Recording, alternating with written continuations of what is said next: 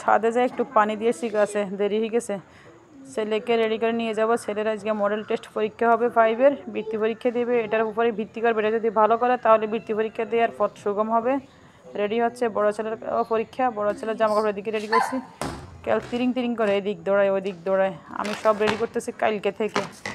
বড় ছেলে পড়তে পড়তে একবার বেহাল অবস্থা, শুধু দৌড়ে। ঘর থেকে বের হয়ে গেলাম রেডি হয়ে তাড়াহুড়া করে। এখন আর ভিডিও করব না, একবার কেন্দ্রে পৌঁছে আপনাদেরকে দেখাবো। চলে আসলাম কেন্দ্রে।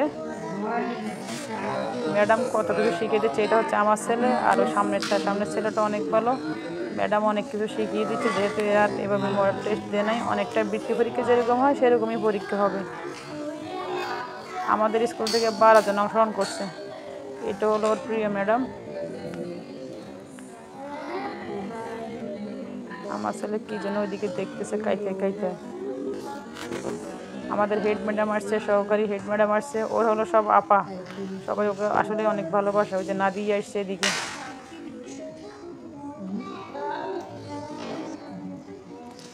আমাদেরকে বের করে দিল, আমরা বের হয়ে গেলাম। স্কুলটা অনেক পরিচ্ছন্ন, একেবারে এত পরিচ্ছন্ন যে গার্জিয়ান এবং ছাত্ররা জুতা বাইরে রেখেই ভিতরে ঢুকতে হয়। এত পরিচ্ছন্ন প্রাইমারি স্কুল আর কোথাও আছে কিনা আমার জানা নাই। একবারে মন ভরে যায়, সব জকজকে তকতকে, অনেক পরিষ্কার। আমি বের হয়ে গেলাম। এখানে সিট নাম্বার লিখে দেওয়া হয়েছে। বেশি ভিডিও আর করলাম না।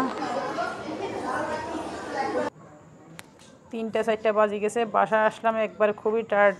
এটা হলো ছেলের প্রবেশপত্র আর প্রশ্ন। এটা প্রশ্ন। ওই যে রাজুর একটা গল্প আছে ফায়ার সার্ভিসের, এটা আসছে। আর একটা আনসিন, মোটামুটি সহজ হয়েছে আলহামদুলিল্লাহ। আমার ছেলের পরীক্ষা অনেক ভালো হয়েছে, সবাই দোয়া করবেন। কাপড় চোপড় একটা এদিকে ফেলে রাখছে, ওইদিকে ফেলে রাখছে, এগুলো কোনোরকম গুছিয়ে যায় একটু শুভ।